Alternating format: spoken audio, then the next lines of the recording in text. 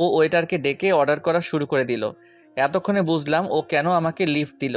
ও হোটেলে নিয়ে আসলো, তার কারণটা কি? আমাকে বলল, তুমি কি খাবে? একটা কিছু অর্ডার করে দাও, কফি হলেও চলবে। আচ্ছা অনু, তোমাকে একটা কথা বলার ছিল। বলো। আচ্ছা, আমার জানা মতে মিতু তো ফেল করেছিল, ও কিভাবে আমাদের সাথেই পড়ছে? কেন তুমি জানো না? মিতুর আইসিটিতে 2 মার্কের জন্য ফেল এসেছিল।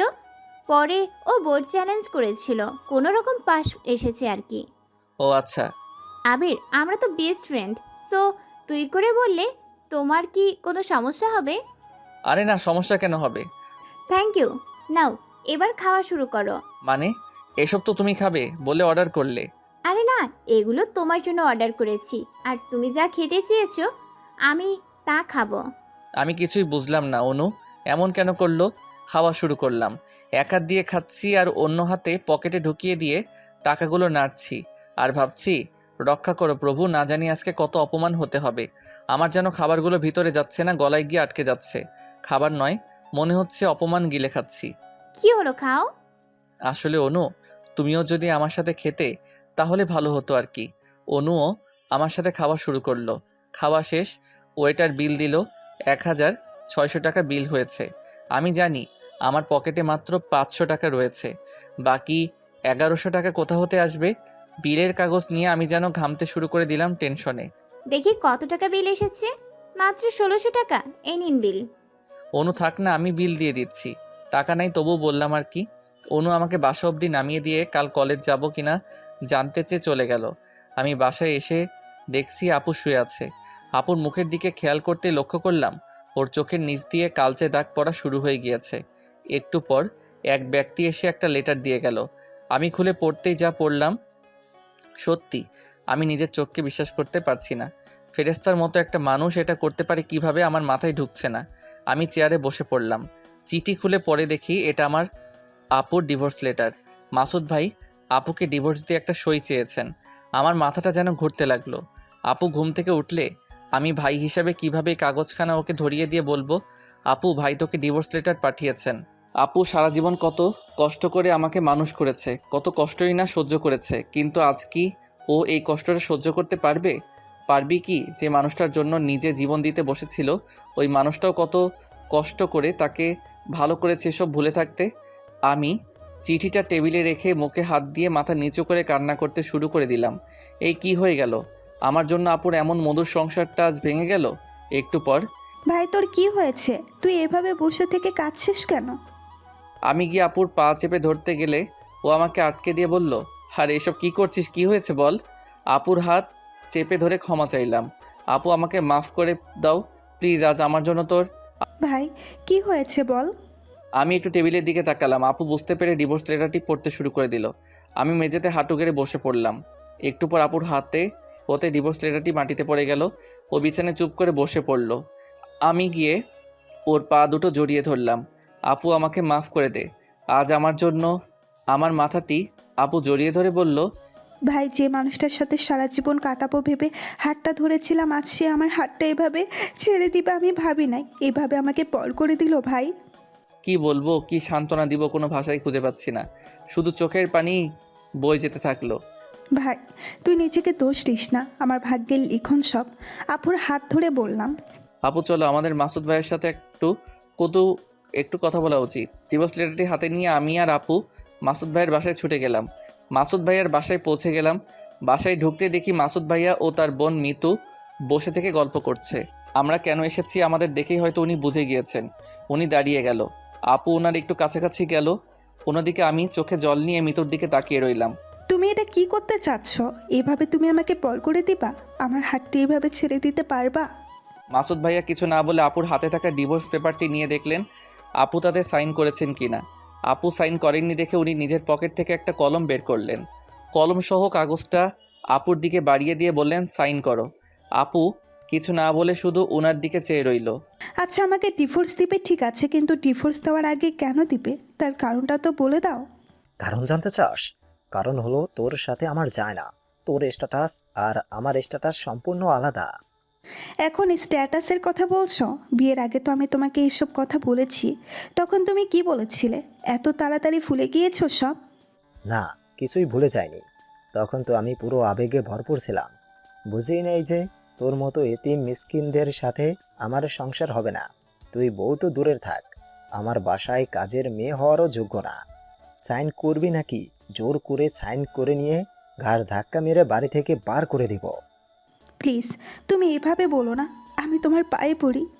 বলে আপু ওনার পা ধরতে যাবে কি উনি একটু সরে গেলেন। আপুও সরে গিয়ে পা চেপে ধরলে আপুকে উনি একটা লাথি মেরে দিল।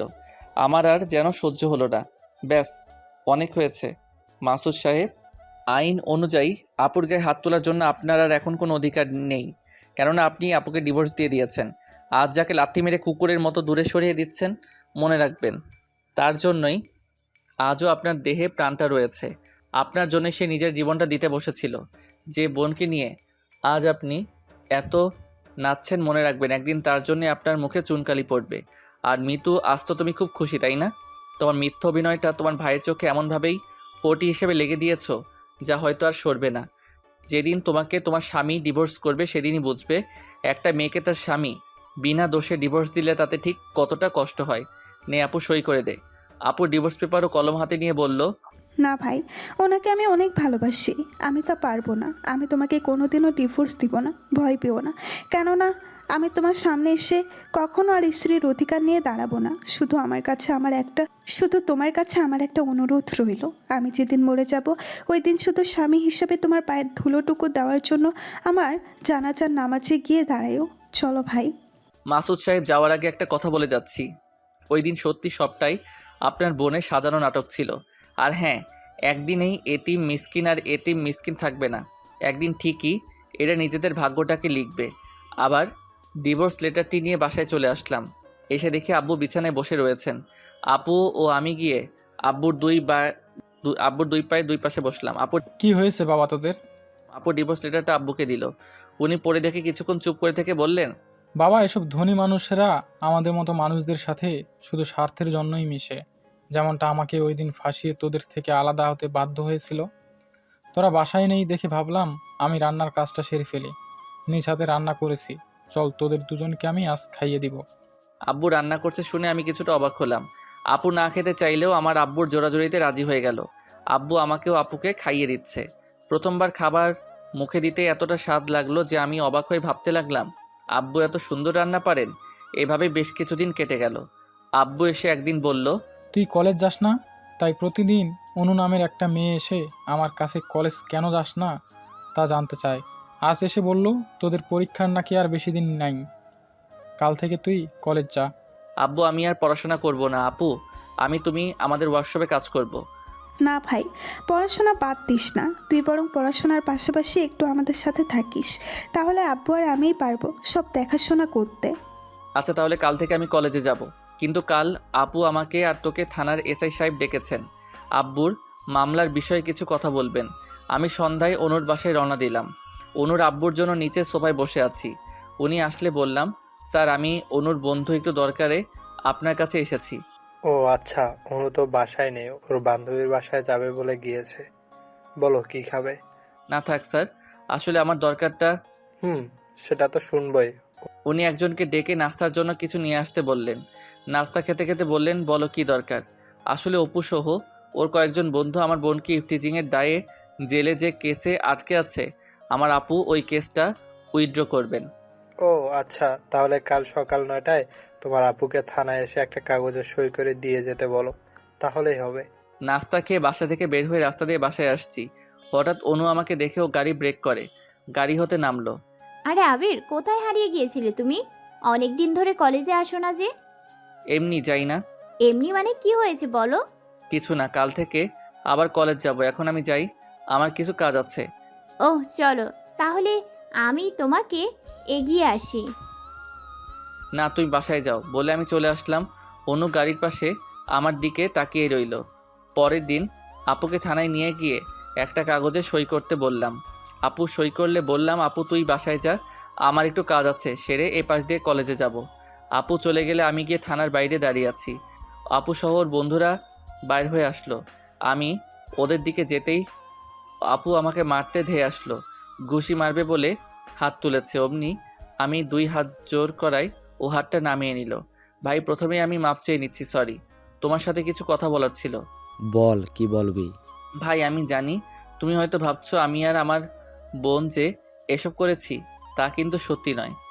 মানে? মায়েটা হলো মিতুর ভাই আমাদেরকে এগুলো করতে বাধ্য করেছিল। ওই দিন পার্কের মধ্যে মিতুকে চড় মারতে মিতুর ভাই আমাকে বলেছিল এইসব মিতুর ভাইয়ের খেলা, তোমার থেকে ওনার বোনকে দূরে সরে রাখবে বলেই উনি এসব করেছেন। মিতু তোমাকে সত্যি ভালোবাসে।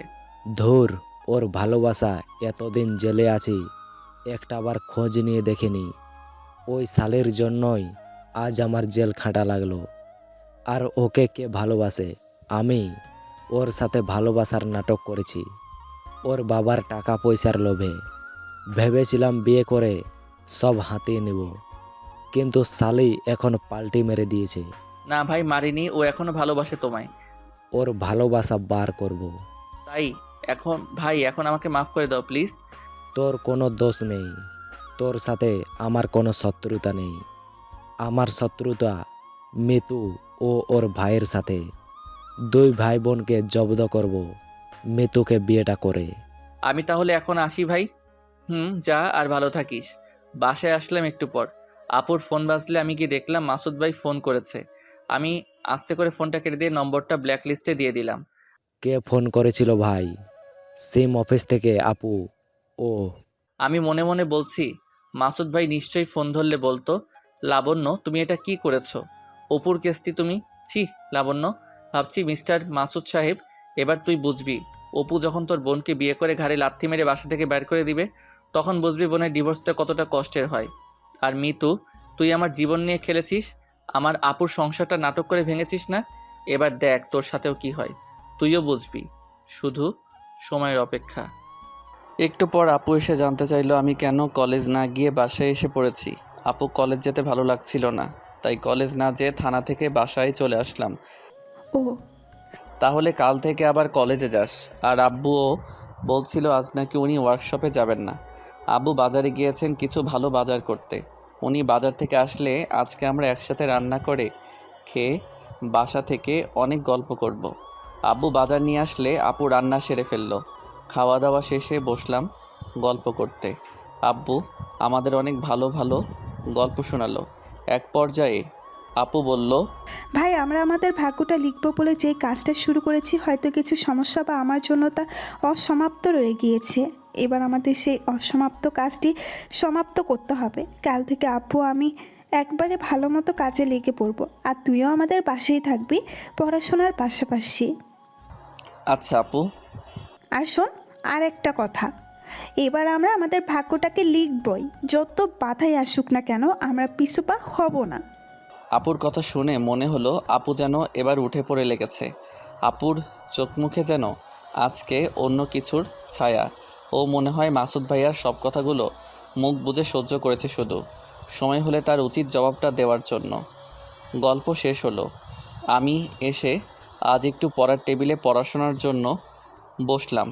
পড়া শেষ করে শুয়ে শুয়ে ভাবছি আপু ঠিকই বলেছে, এবার আমাদের ভাগ্যটা লিখতেই হবে, ভাঙতে হবে মিতু ও ওর ভাইয়ের অহংকার। মিতুকে উচিত শিক্ষাটা অপুই দিবে, আমি শুধু অপুকে নিয়মিত উস্কানিটা মেরে যাব। ভাবতে ভাবতে কখন যেন ঘুমিয়ে পড়লাম। সকালে উঠে ফ্রেশ হয়ে খাওয়া দাওয়া শেষ করলাম, করে আপু ও আব্বুর সাথে ওয়ার্কশপে গেলাম। গিয়ে দেখি আজ আপু সবাইকে বেশ প্রণোদনামূলক কথা বলছে। ও যেন চাইছে সব কর্মীরা আজ কাজ করার জন্য একেবারে জেগে উঠুক, সবাই সবার সর্বোচ্চটা দিক। একটু পর আপুর সাথে আমিও যোগ দিলাম। সবাই আমাদের যথেষ্ট আশ্বাস দিলেন। আপু আমায় এবার কলেজ যেতে বললেন। আমি বাসায় এসে একটু রেডি হয়ে কলেজের উদ্দেশ্যে রওনা দিলাম। হঠাৎ বুঝলাম পিছন থেকে কে যেন বারবার বাইকের হর্ন বাজাচ্ছে। ঘুরে তাকাতেই দেখি অপু। কি আবির, কলেজে যাচ্ছিস নাকি? কলেজ যাচ্ছি। তা অনেক দিন পর কলেজ যাচ্ছিস যে, আয় ওঠ পেছনে, আমিও কলেজে যাচ্ছি। অপুর বাইকের পিছনে উঠতে যদিও আমার ভয় করছিল, কিন্তু ওর মুখ চোখ দেখে বুঝলাম ওর কোনো বাজে উদ্দেশ্য বা আমার উপর কোনো রাগ নেই। তাই ওর বাইকের পিছনে উঠে পড়লাম। ও বাইক চালাচ্ছে আর গান বলছে, ওর সাথে আমাকেও গাইতে বলছে, কিন্তু আমি না গিয়ে ওকে উৎসাহ দিয়ে যাচ্ছি। আর ভাবছি আজকে অপুর সাথে কলেজে ঢুকলে আর কেউ না হোক মিতু নিশ্চিত অবাক হয়ে যাবে। যাক ভালোই হবে, তাহলে মিতুও চাইবে অপুকে আমার থেকে আলাদা করতে। কলেজ পৌঁছে গেলাম।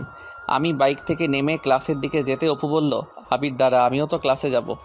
আমি দাঁড়িয়ে গেলাম। পরে দুজনে একসাথে ক্লাসে যেতেই 2 তলায় খেয়াল করে দেখলাম অনু আর মিতু দাঁড়িয়ে রয়েছে। সিঁড়ি বেয়ে 2 তলায় উঠতেই উপরে চোখ যেতে দেখি সিঁড়ির শেষ মাথায় মিতু দাঁড়িয়ে রয়েছে।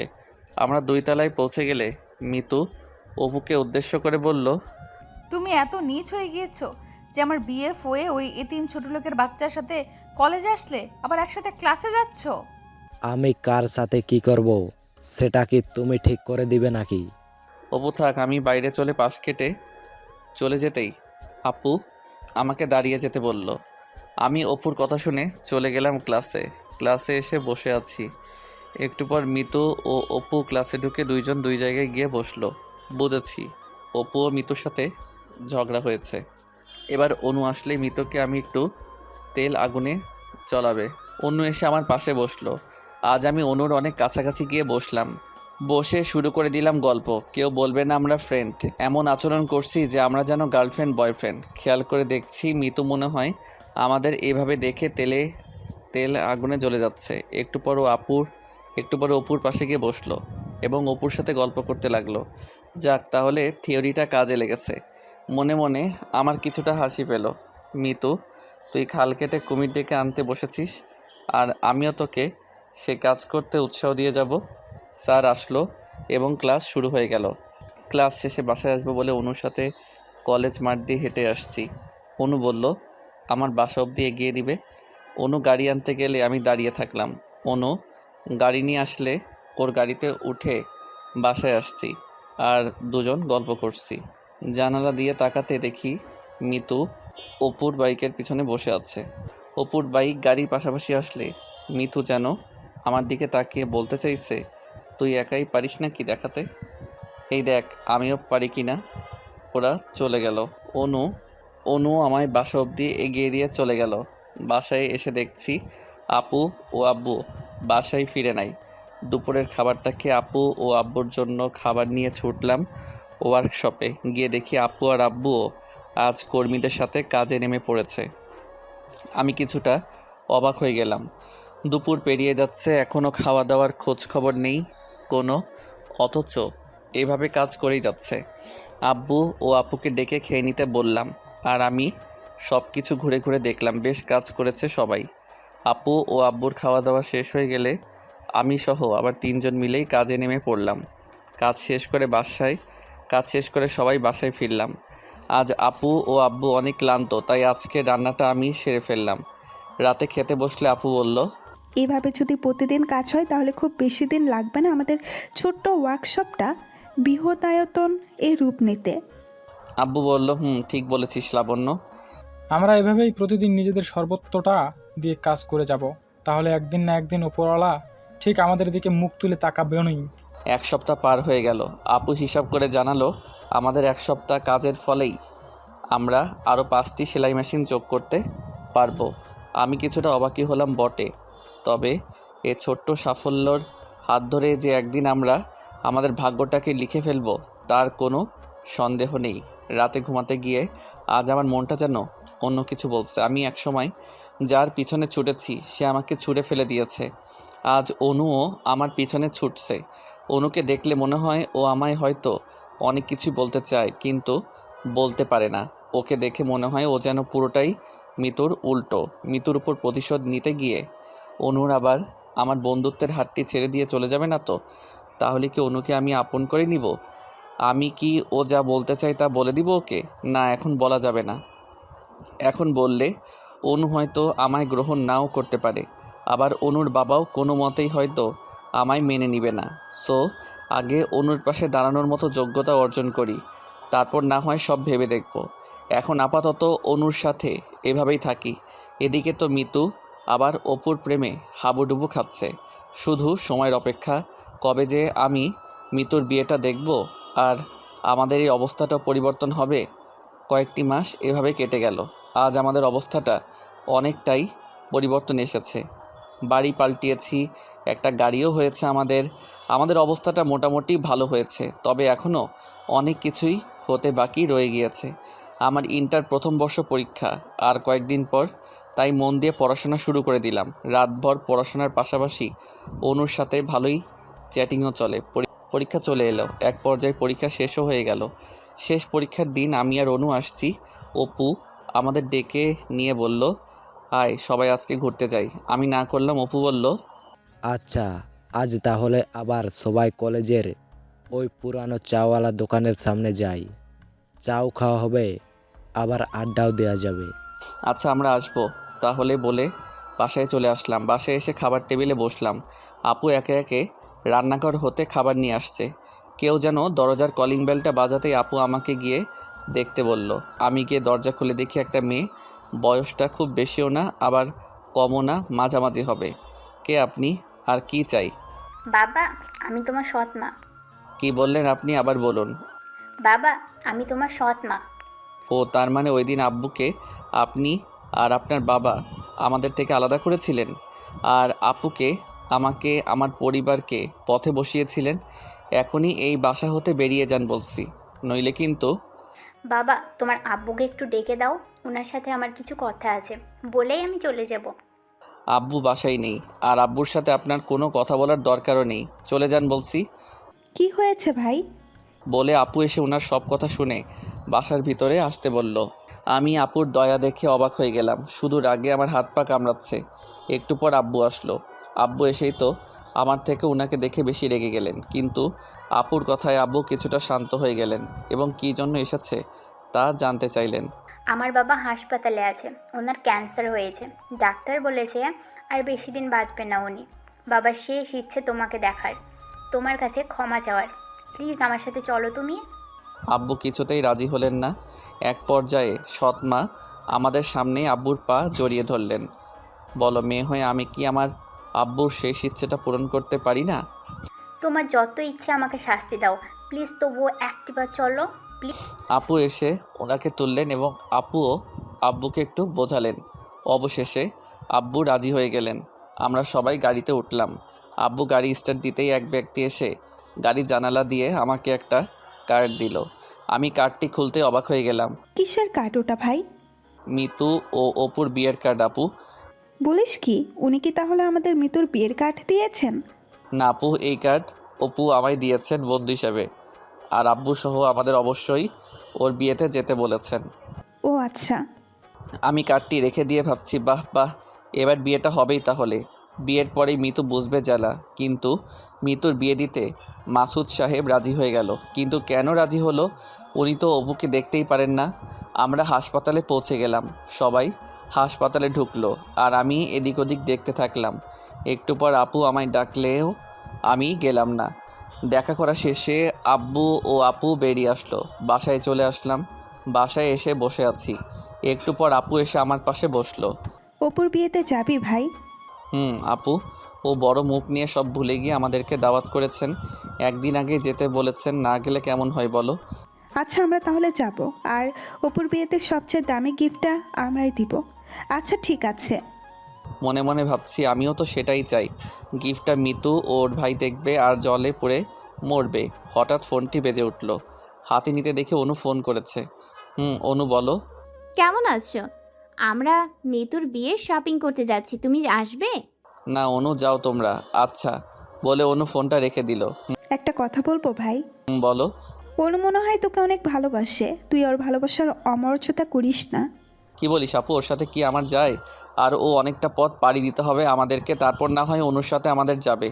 ভাই দেখিস, যাই কি যায় না তা ভেবে যেন অনুকে হারিয়ে বসিস না আবার। ও অনেক মিষ্টি একটা মেয়ে, এত বড় ফ্যামিলির মেয়ে হয়েও আমাদের সাথে মেশে। আপু বাদ দে না, এখন বল অপুর বিয়েতে আমরা কি একটা গিফট দেওয়া স্বর্ণের যায়? আপু আংটি দিব অপুকে, কেমন হবে বল? তুই কি বললি? স্বর্ণের আংটি তো অনেক মূল্যবান হবে। হোক, তাতে কি, আমরা এটাই দিব। কালকে তো অপুর বিয়ে। অপু বারবার ফোন করে আমাদের আজই যেতে বলছিল, তাই আমরা রাজি হয়ে বললাম আচ্ছা তাহলে আমরা সবাই আজই আসছি। আমরা আংটি অর্ডার করে রেখেছিলাম। আমি গহনার দোকানে আংটি আনতে গিয়ে দাঁড়িয়ে আছি। একটু পর মিতুর ভাই মিতুকে নিয়ে ওই একই দোকানে হাজির হলেন। আমি আংটির জন্য 25,000 টাকা বার করে দিতেই দোকানদার আরও 1,000 টাকা চেয়ে বসলো, যা অর্ডারের চেয়েও বেশি। আরে প্লিজ বলার কি আছে, এই নিন টাকা। আমি টাকা দিতেই দোকানদার অনেক খুশি হয়ে গেলেন। আংটিটা নিয়ে মাসুদ সাহেবের দিকে একটু ঘুরে তাকিয়ে চলে আসলাম। হয়তোবা উনিও মিতু সহ কিছুটা অবাক হয়ে গেলেন। বাসায় এসে দেখি আপু রেডি হয়ে গেছেন। আপুকে আংটিটা দিয়ে জানতে চাইলাম, আব্বু কোথায়, উনি যাবেন না? ভাই, আব্বু যাবেন না? আব্বু আমাদের দুজনকে যেতে বলল। আচ্ছা আপু, আমি তাহলে রেডি হয়ে আসি। আমি রেডি হয়ে গেলাম। আপুকে নিয়ে একটা ভাড়ায় চালিত গাড়িতে উঠলাম, কেননা আমি এবং আপু দুজনেই এখনও আমাদের গাড়িটা ড্রাইভিং করতে পারি না, এখনও শিখি নাই আর কি। অপুর বাসায় পৌঁছে দেখি পুরো বাড়িতে মানুষে ভরা। আপু আর আমি সন্ধ্যা হলে দাঁড়িয়ে গল্প করছি। একটু পর অনুসহ কয়েকজন মেয়ে অপুকে হলুদ পরাতে আসলো। অপুর বাসায় অনু আমাকে দেখে কিছু একটা বলতে গিয়েও বলল না। ওরা হলুদ পরানো শেষে সবাই চলে গেল। পরের দিন বরযাত্রী সবাই বিয়ে বাড়ি যাওয়ার জন্য রেডি হয়ে গেল। আমরা সবাই চলে গেলাম বিয়ে বাড়িতে। বেশ ধুমধামে বিয়েটা দিচ্ছে। দেখি মাসুদ সাহেব বাসার দরজার সামনে সবাইকে উনি একে একে নিমন্ত্রণ জানাচ্ছে। আমি আর আপু উনার সামনে দিয়ে ঢুকতে গেলেই উনি আমাদেরকে আটকে দিলেন। আমার বোনের বিয়েতে তোদেরকে দাওয়াত দিয়েছে কে? আমি তো তোদের আমার বোনের বিয়ের কোনো কার্ড দেই নাই। ফকিরের মতো বিনা কার্ডে বিনা দাওয়াতে বিয়ে খেতে চলে এসেছিস নাকি তোরা? আমি আর আপু কিছু না বলে চুপ করে দাঁড়িয়ে থাকলাম। মাসুদ সাহেব গলা বাজিয়ে আমাদের বেশ কিছু কথা শোনাতে শুরু করে দিলেন। এমন চেঁচামেচি দেখে অনেক মানুষজন হাজির হয়ে গেল। আমি একজন মানুষকে বললাম, ভিতরে গিয়ে বরকে বলুন আবির নামের এক ছেলেকে বিয়ে বাড়িতে ঢুকতে দিচ্ছে না। লোকটি আমার কথা মতো বরকে বলতে বাড়ির ভিতরে চলে গেল। কয়েক সেকেন্ডের মধ্যেই অপু এসে হাজির হয়ে গেল। কি হয়েছে এখানে? অপু, এই অপমানের জন্যই কি তুই আমাদের তোর বিয়ের কার্ডটা দিয়েছিলি? এতগুলো মানুষের সামনে আমাদের ফকিরের সাথে তুলনা করে কতই না কথা শুনিয়ে দিল তোর শালা। আমি কি শুনছি এসব? সত্যি কি আপনি এগুলো করেছেন? না মানে আসলে মানে আমি কি আমার বন্ধুকে ফকির বলে অপমান করা? এগুলো কি? এই সব চল, এই বিয়ে আমি করব না। মাসুদ সাহেব অপুর হাতটি চেপে ধরলেন। প্লিজ অপু, তুমি এমন করো না। আমার ভুলের শাস্তি আমার বোনটাকে দিও না। তুমি চলে গেলে আমার সব মান সম্মান শেষ হয়ে যাবে। ওকে আপনি সবার সামনে আমার বন্ধুর কাছে মাপ চেয়ে বলুন আপনার ভুল হয়ে গিয়েছে, সরি। অপুর কথা মতো মাসুদ সাহেব আমাদের কাছে মাপ চেয়ে সরি বললেন। আমি ইটস ওকে বললাম। মনে মনে বেশ খুশি হলাম। উনি যখন আমাদের অপমান করছিল আমরা কিসের জন্য চুপ করেছিলাম? শুধু এভাবেই মাসুদ সাহেবের নাকটা কাটবো বলে। বিয়েবাড়িতে ঢুকতেই অনুকে দেখে আমি কিছুটা টাসকি খেয়ে গেলাম। এত সুন্দর করেও সেজেছে যে আমি ওর দিকে তাকিয়ে চোখটা বুঝতেই পারছি না। কি আবির সাহেব, এভাবে কি দেখছেন? না মানে কিছু না, তোমাকে বেশ সুন্দর দেখাচ্ছে এই সাজে। ও আচ্ছা, সুন্দর দেখালে কি লাভ? আর বলুন, যার জন্য সাজি সে তো আর সব বোঝে না। আমি কি বলবো বুঝছি না। অন্য যে ইনডাইরেক্টলি এইভাবে কিছু বলবে ভাবতে পারি নাই। আচ্ছা, আমি একটু ওই দিকটায় যাই। বলে অন্যর সামনে থেকে কেটে পড়লাম। কি ব্যাপার, আপুকে কোথাও দেখছি না কেন, কোথায় গেল বলে খুঁজতে আপুকে একপাশে দেখলাম দাঁড়িয়ে রয়েছে। আপুর কাছে যেতে দেখি আপুর চোখে পানি। আপু, কি হয়েছে তোর? কিছু না ভাই। তাই আমি আর আপুকে কিছু বললাম না। আপু কেন কাছে তা জানি, তাই আমি আপুকে কিছু বললাম না। বিয়ে শেষ হয়ে গেল। পরের দিন সন্ধ্যায় আমি আর আপু বাসায় চলে আসলাম। ভাই, দেখেছি সোনার কি রাগ আমাদের উপর, কিভাবে না আমাদেরকে অপমানটা করলেন। আপু বাদ দে তো, উনিও তো কম অপমান হলেন না। ভাই। 3 দিন পর আমি রুমে বসে থেকে পড়ছি, হঠাৎ আব্বু চিৎকার দিয়ে উঠল। কি হয়েছে দেখতে বাইরে যেতে দেখি আব্বু আপুকে মাটি থেকে তুলছেন। আমি দৌড়ে গিয়ে আব্বুর সাথে আপুকে মাটি হতে তুললাম ও গাড়িতে করে নিয়ে হাসপাতালে চলে আসলাম। ডাক্তার সাহেব আপুকে দেখে বললেন, বেশি চিন্তা ও মানসিক দিক দিয়ে উনি অনেক টেনশন করেছেন, তাই সেন্সলেস হয়ে গিয়েছেন। ও আচ্ছা। আর একটা খুশির খবর আছে, উনি মা হতে চলেছেন। বাট আপনি এগুলো কি বলছেন ডাক্তার? আমি ঠিকই বলছি। ডাক্তার সাহেব চলে গেলেন। আব্বু এখন কি হবে? কি হবে আবার? কিছুই না, আমি নানা হব আর তুই মামা হবি। আব্বু বেশ খুশির সাথেই হাসি মুখে বলল। একটু পর অনু ফোন করলে আমার ফোনটা বেজে উঠল। ফোন রিসিভ করে আমি কথা বলতে বাইরে গেলাম। বলো। আবার তুমি কোথায়? কিছু শুনেছো কি? আমি হাসপাতালে। আর কি শুনবো, কি হয়েছে? তুমি হাসপাতালে, তাও জানো না? তুমি হাসপাতালে কি মৃতুকে দেখতে গিয়েছো নাকি? না, আমি মিতুকে দেখতে যাব কেন? আপু অসুস্থ, তাই হাসপাতালে নিয়ে এসেছি। ও আচ্ছা, শোনো তাহলে, অপু নাকি মিতুকে মারধর করেছেন। মিতুর নাকি খুব খারাপ অবস্থা। আমরা সব মিতুকে দেখতে যাচ্ছি এই হাসপাতালে। আচ্ছা যাও, বলে ফোন রেখে দিয়ে ভাবছি আমরাও তো এই হাসপাতালে রয়েছি। মিতু কোন রুমে ভর্তি হয়েছে তাহলে? নাকি ওকে হাসপাতালে নিয়ে আসছে? আমি আপুর কাছে যেয়ে দেখি আপুর জ্ঞান ফিরেছে, উঠে বসে আছে। আপু, তুই অন্তঃসত্ত্বা, আমাদের আগে বলতে পারিস নাই?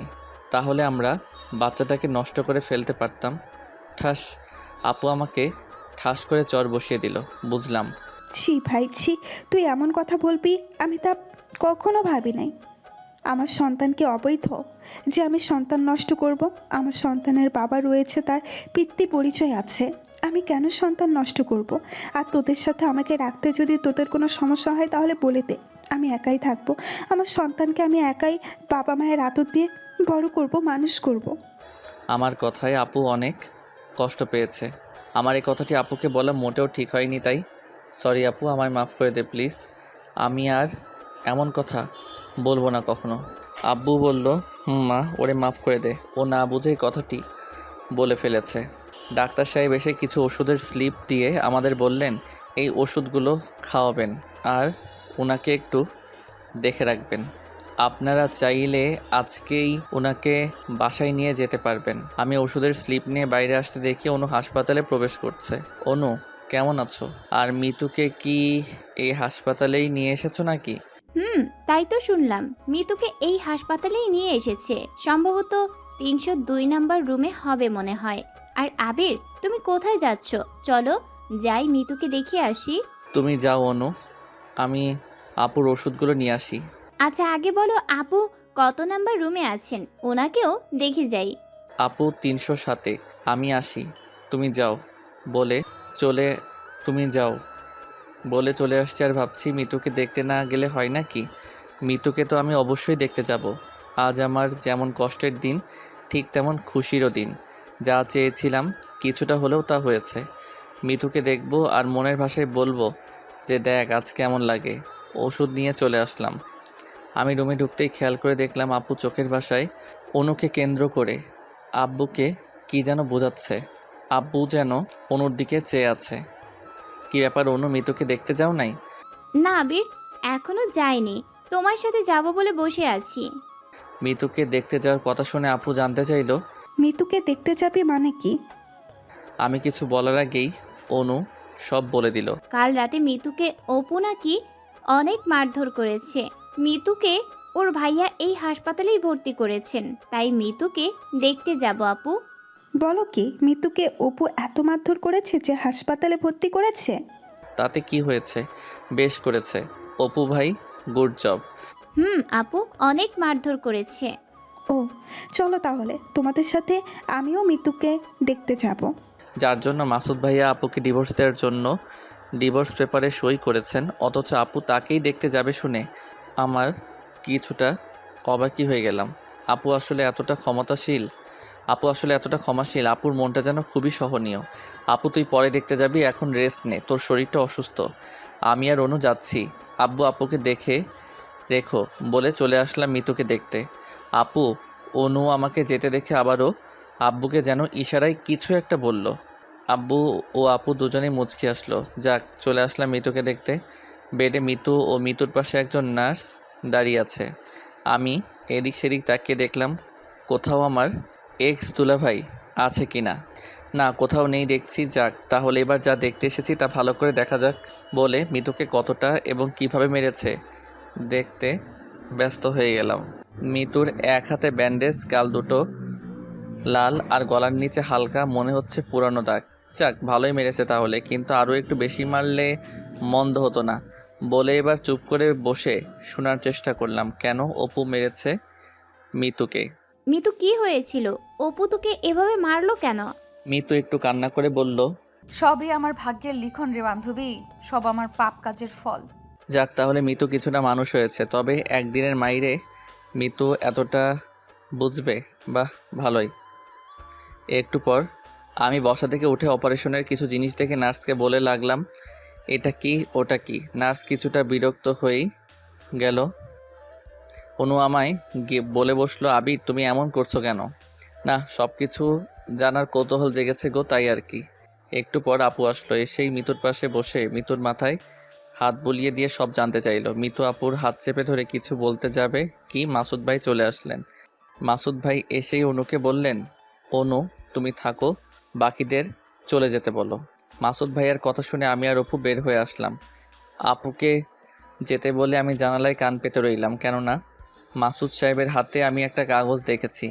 কাগজটা আমি যা সন্দেহ করেছি তাই কিনা বোঝার জন্য আমি কান পেতে রইলাম। মিতু, এই নে ডিভোর্স পেপার। অপু সাইন করে দিয়েছে, এবার তুই কর। এবার আমি জানালার পর্দা সরিয়ে দেখলাম, সত্যি তো আমি যা ভেবেছি তাই। আহা, আমার যেন আজ বড়ই নাচতে ইচ্ছে করছে। তাই রে নাই রে ওরে। মিতু, আজ কেমন লাগছে তোমার? এবার বুঝো, ইট মারলে পাটকেলটা অবশ্যই খেতে হয়। আর মাসুদ সাহেব এবার বুঝেন, ভাই হয়ে নিজের বোনের হাতে ডিভোর্স লেটার দিয়ে তাতে সাইন করতে বলাটা কতটা কষ্টের। আমি আপুর কাছে চলে আসছি আর ভাবছি, মাসুদ সাহেব মিতুকে অপুর মতো ছেলের সাথে কেন বিয়ে দিতে রাজি হলো, আবার বিয়ে দিল, আজকে আবার ডিভোর্স। এসবের কারণ কি না জানি। এই কথাগুলো কোনোদিনও জানা হবে কিনা, তবে জানার জন্য বেশ আগ্রহ জাগছে যেন। আপুর কাছে এসে দেখি আব্বু ও আপু বাসায় চলে আসবে বলে প্রস্তুত। বাসায় চলে আসবো বলে গাড়িতে উঠলাম। আব্বু গাড়ি চালাচ্ছেন আর আপু আমার ঘাড়ে মাথা রেখে অনবরত কেঁদেই যাচ্ছে। আমি কি বলে আপুকে সান্ত্বনা দিব বুঝছি না। একেবারে ভাবছি আপু কেঁদে লাভ কি, সবই তো ভাগ্যের লিখন, কপালে যা আছে তা তো হবে। আর যে তোর আমার এত বড় ক্ষতিটা করেছে সেও তো আজ সুখে নেই। তোর সাথে যেটা হয়েছে তার সাথেও ওটা হয়েছে, ঠিক পাপের সাজাটা পেয়েছে যেন। আপু চোখটা একটুখানি মুছে বলে বসলো, ভাই আমার মতো মিতুর জীবনটাও নষ্ট হয়ে যাবে রে। আপুর কথা শুনে আমি মনে মনে বললাম, মিতুর জীবনটা নষ্ট হয়ে যাবে মানে কি? আপু অলরেডি নষ্ট হয়ে গিয়েছে তো।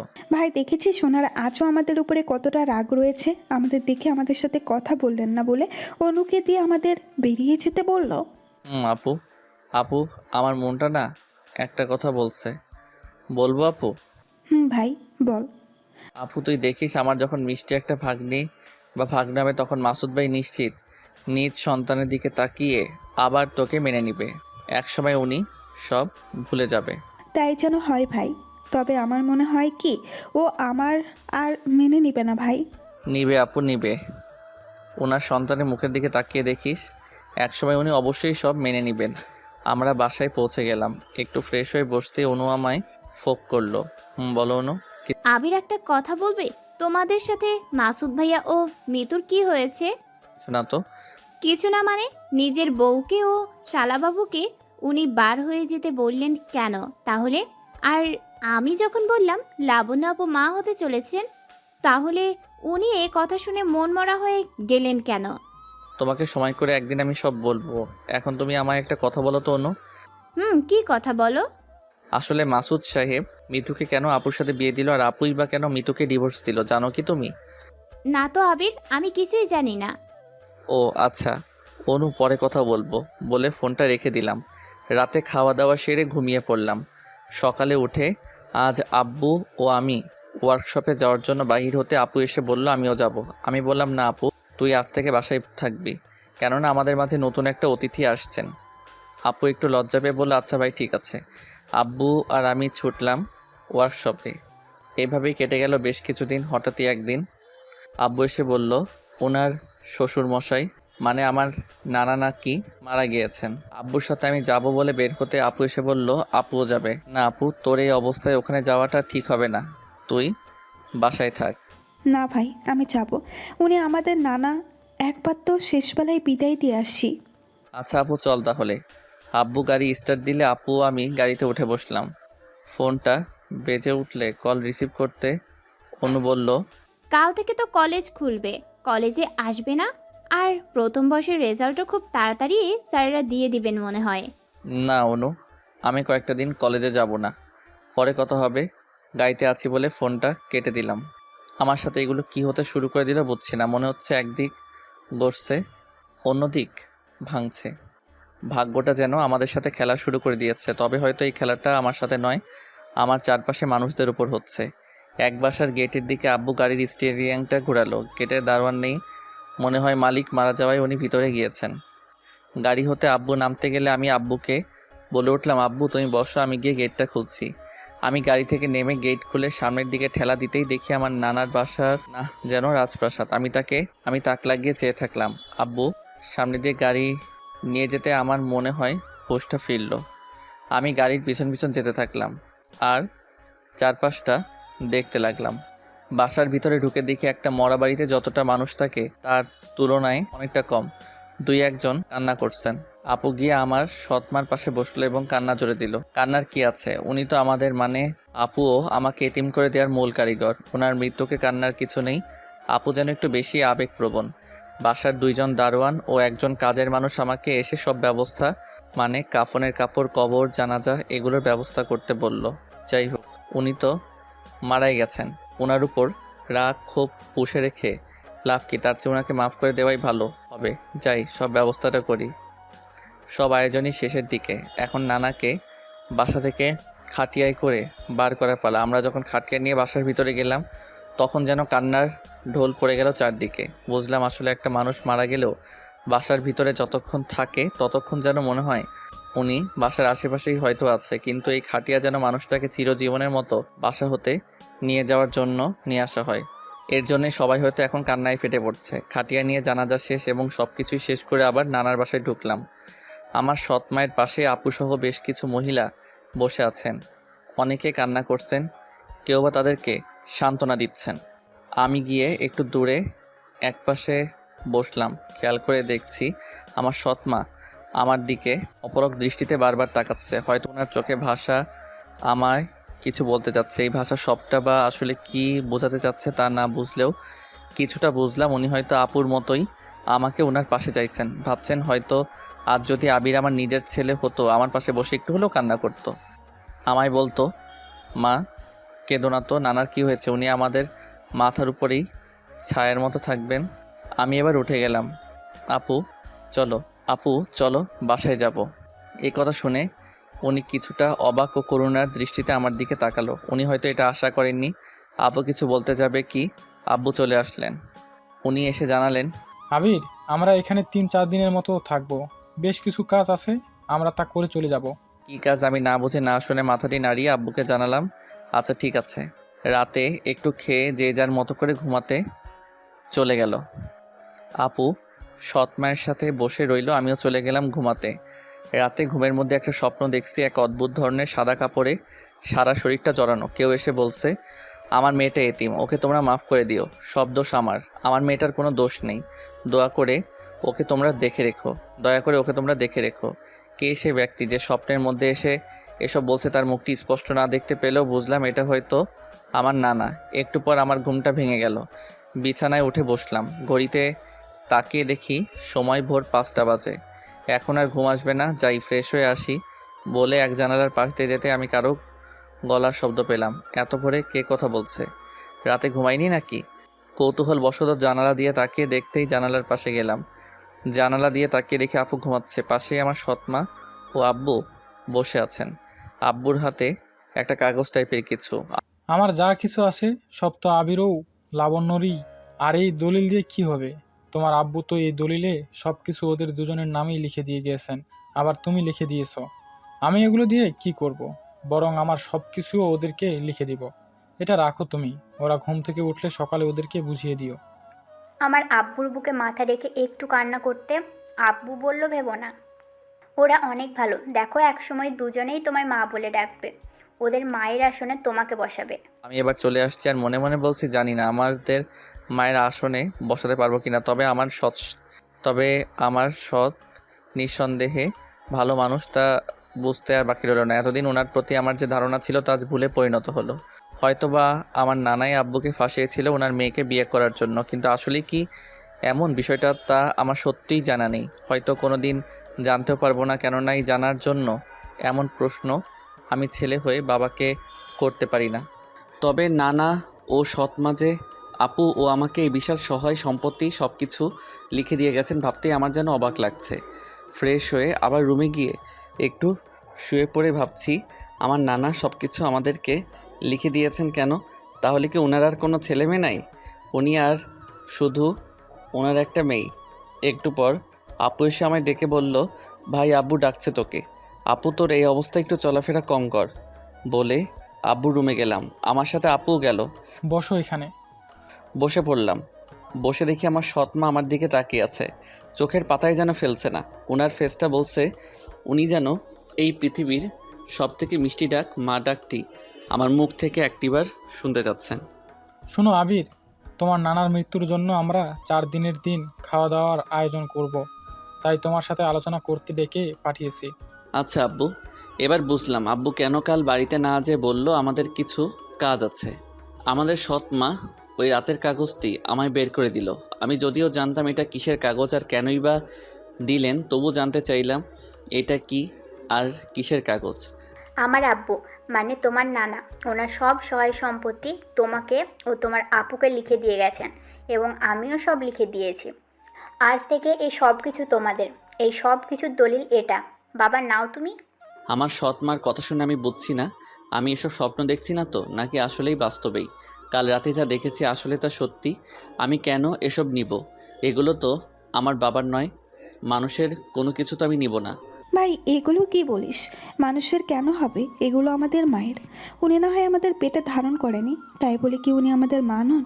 শুধু পেটে ধরলেই কি মা হওয়া যায় ভাই? আপুর কথার উত্তর আমার কাছে নেই। তাছাড়া আপুর মুখের উপর আমি কোনোদিন কথা বলি নাই, তাই আপুর কথায় আমি মাথাটা এবার নিচু করলাম। আব্বু কিছু বলছে না, কেননা আব্বুর বলার মতো এখানে কিছুই নেই। একটু পর মাথা তুলে সামনে তাকাতেই দেখি আমার সৎ মা কান্না করছেন এবং শাড়ির আঁচলটা দিয়ে চোখটা মুছছেন। বাবা আজ যদি আমি তোমাদের মা হয়ে এগুলো তোমাদের দিতাম তাহলে তো অবশ্যই নিতে, তাই না?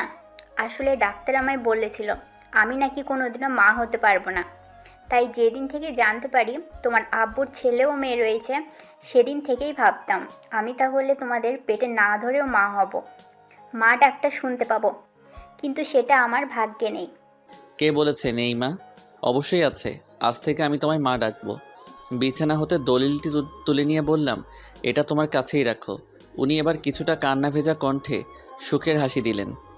এবার শুরু হলো নানার মৃত্যু চতুর্থ দিনে আমরা কিভাবে খাওয়া দাওয়ার সব আয়োজন করব তা নিয়ে আলোচনা ও পরিকল্পনা।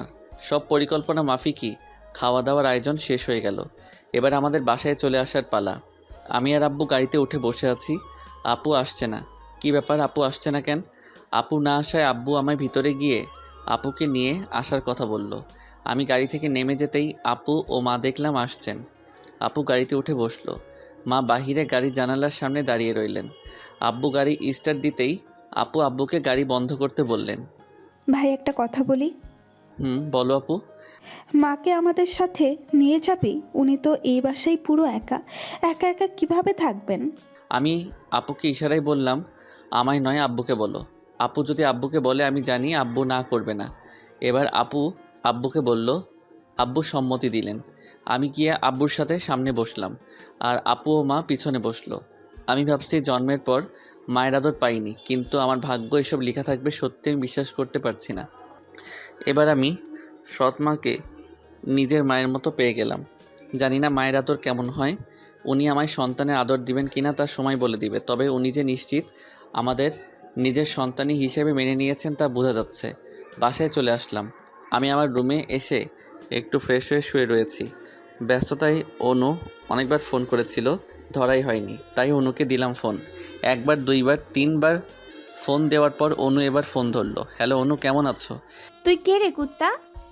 কী ব্যাপার, আমি রং নাম্বারে ফোন দিয়েছি নাকি? অনু তো আমায় কোনো দিন কুত্তা বলে না, আবার তুইও বলে না।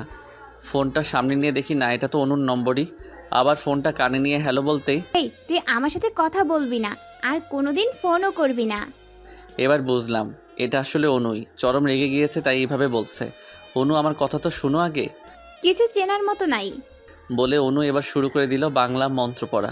আমি চুপ করে থাকলাম, কেননা আমার একবার হলেও উচিত ছিল অনুকে এসব বলার। ও টানা 5 মিনিট আমায় মন্ত্র শোনালো বাংলা ভাষায়। শেষ হয়েছে তোমার, এবার আমি কিছু কথা বলতে পারি। অনু চুপ করায় বুঝলাম ওর মন্ত্র শোনানো শেষ। আমার নানা মারা গিয়েছেন, ওনার বাসায় গিয়েছিলাম, তাই ফোনটা ধরা হয়নি। অনুও সরি বলল। আমি আসলে বুঝি নাই আবির, আমায় মাফ করো আবির। It's okay. মনে মনে বলছি গরু মেরে জুতাদান করছে। তবে অনু তুমি থেকে তুই বলাই বেশ মজা পাইছি, ভালো লাগছিল। ওকে তুই করেই বলতে লাগলাম। অনু বলল, আগামীকাল থেকে কলেজ খুলবে আর রেজাল্টও এই সপ্তাহে দিয়ে দিবে। কলেজে যাবি? না তুই যা, আমি 1-2 সপ্তাহের মতো কলেজ যাব না, কিছু কাজ আছে, শেষ হলে তবে যাব। অনুর সাথে অনেকক্ষণ কথা চললো এবং ঘুমিয়ে পড়লাম। এতদিন পর্যন্ত প্রতিদিন সকালে ঘুম ভাঙতে হয় আপুর ডাকে, নয় অনুর ফোনে, কিন্তু আজ ঘুম ভাঙলো আমার সৎমায়ের ডাকে। উঠো, অনেক বেলা হয়েছে, এই নাও কফি। আর কিছু মনে করো না, কফিটা ভালো না হলে। আমি উঠে কফির মগটি হাতে নিলাম। উনি আমার বিছানাসহ পুরো ঘরটা গোছাতে লাগলেন। কফির মগে চুমুক দিতেই আজ স্বাদটা অন্যরকম লাগছে। প্রতিদিন আপু না হয় আব্বু কফি বানায়, আজ মনে হয় মা বানিয়েছেন। তবে কফির স্বাদটা নিয়ে বুঝলাম আব্বু কেন এত সুন্দর রান্না পারেন। মা থাক না এগুলো, আমি গুছিয়ে নিব, আপনি যান।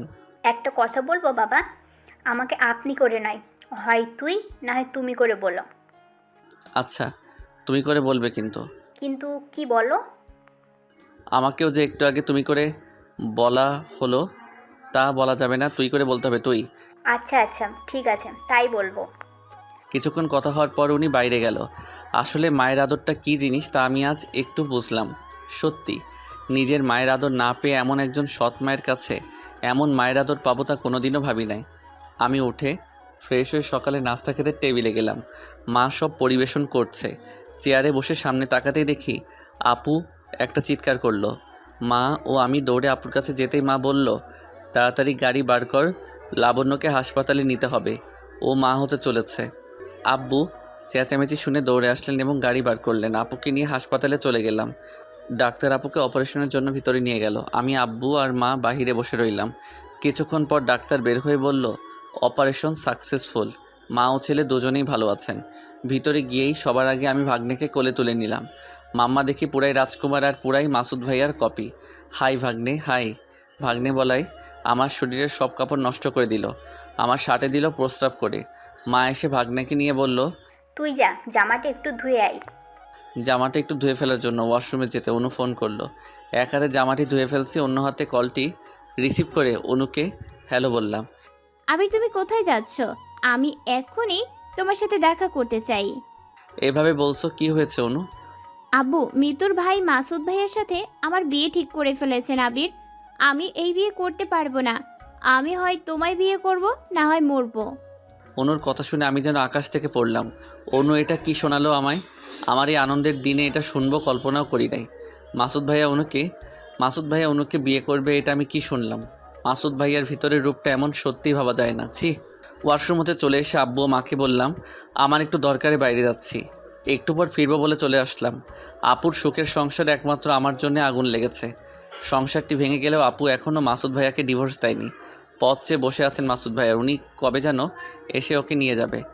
আমি জানি আপু মাসুদ ভাইয়াকে কতটা ভালোবাসে। মাসুদ ভাইয়ার থেকে আপু দূরে আছে ঠিকই, কিন্তু আমার মনে হয় না মাসুদ ভাইয়ার প্রতি আপুর ভালোবাসা একটু কমে গিয়েছে। বরং আজও দেখি আপু মাঝে মাঝে ওনার জন্য কাঁদে।